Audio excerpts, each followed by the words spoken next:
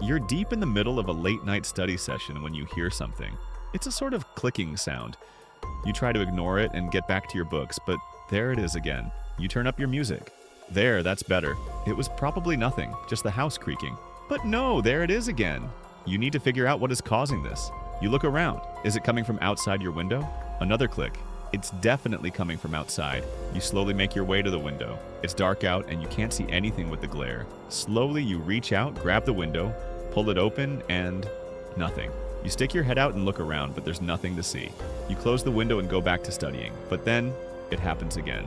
The next morning, you're eating breakfast when you start to hear that clicking noise again, but still, nothing is there. On the bus, you could swear it's coming from the seat right behind you.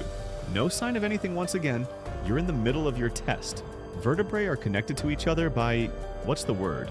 It's not going quite as well as you hoped. It was hard to study last night with the constant clicking, but you're giving it your best. At least the noise has stopped so you can concentrate for a bit. You jump up and look behind you, determined to catch what's making this noise. There's nothing there. You look around at your confused classmates before sheepishly sitting back down. The cracking noise is almost endless now. You can hardly go a moment without hearing it. It goes on like this for months and months. No one else can hear it, and no one seems to believe you. On one level, you have been able to get used to it, but on another, you never have adjusted to the constant clicking that follows you everywhere you go. You're sitting on the floor of your room, concentrating, focusing hard, trying to will the noise out of your mind. You clench your eyes shut as hard as you can and put all of your mental energy towards stopping the noise, when just then it's gone. No more clicks. You open your eyes. Could this be it? Could it all be over? You turn around to see it, but it's too late. What you have just witnessed is a textbook example of an SCP-4975 attack, an anomaly that has been aptly nicknamed Time's Up. SCP-4975 is a tall, thin entity with some vaguely avian features, most notably a beak. Its long limbs lack any distinct digits, instead tapering off into formless nubs, and a thick, hardened layer of dark skin covers its entire body, including its beak. In addition to its striking appearance, SCP-4975 is perhaps best known for the distinctive clicking sound that it makes. The vertebrae in its long neck are not connected by any intervertebral discs or other tendons, and each of these neck bones appears to be able to move independently of one another. It rotates these vertebrae constantly, one at a time, from bottom to top, ending at its head, creating a constant swinging motion of the head back and forth. It is each movement of these vertebrae that produces the distinctive clicking or cracking sound. SCP-4975's primary behavior is the pursuit and stalking of human beings. Once it has chosen a target, for reasons that still remain unknown, it will begin to follow them, and only the target will be able to hear the clicking sound, though they won't be able to determine where the sound is actually coming from.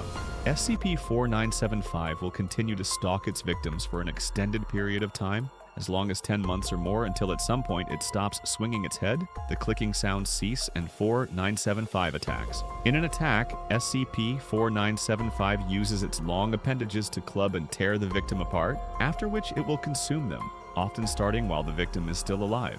One single human-sized cadaver appears to be enough to last an SCP-4975 for several months, after which it will target a new prey and begin the process all over again. Evidence of SCP-4975 has been found as far back as 1538, with a creature very similar to it appearing in numerous German folktales.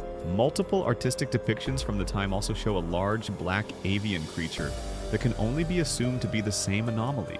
In what should be a bit of good news, SCP-4975 is currently in containment at an SCP Foundation facility, where it is confined to a standard steel containment cell. However, as you'll soon see, this containment has not resulted in the end of SCP-4975 attacks, and reports of new incidents continue to come in. In one such report from the Black Forest region of Germany, Foundation agents were investigating the case of a local man who had reported that he had been hearing a rhythmic clicking sound for over 4 months. The man assumed he was being stalked, or was the subject of a cruel prank, and asked the local authorities to look into the matter. The Foundation agents took the man into custody, giving the cover story to the local police that the man had been experiencing auditory hallucinations and paranoia as a side effect of an experimental chemotherapy he had been receiving.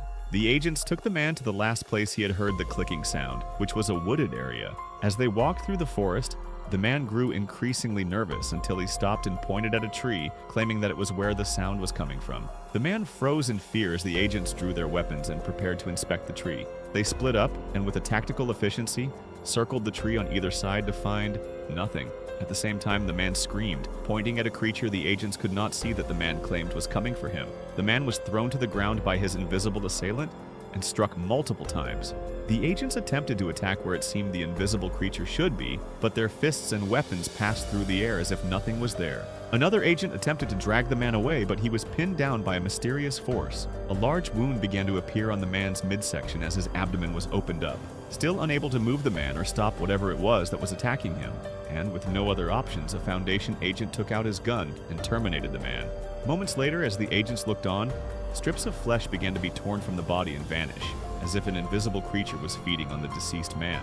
But this invisible attack wasn't even the strangest part. At the exact moment the man in Germany was killed and devoured by an unseen force, SCP-4975 was observed to be standing motionless, staring at the southeastern corner of its containment cell, and it was no longer clicking its neck.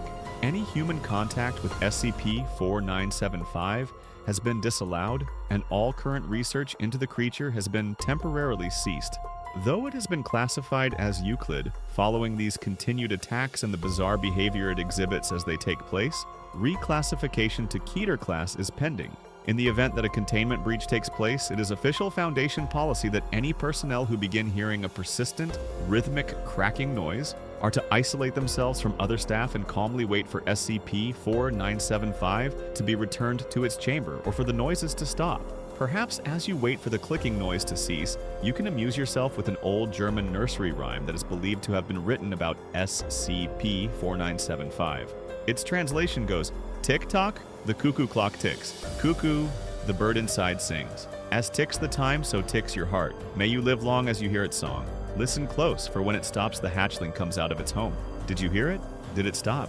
My child, it meant your time was up." And turn on notifications so you don't miss a single anomaly as we delve further and further into the SCP Foundation's classified archives. Thank you so much for watching. If you enjoyed this video and want to see more content like this, don't forget to subscribe, share, and like. Let us know your thoughts and theories about SCP-4975 in the comments below.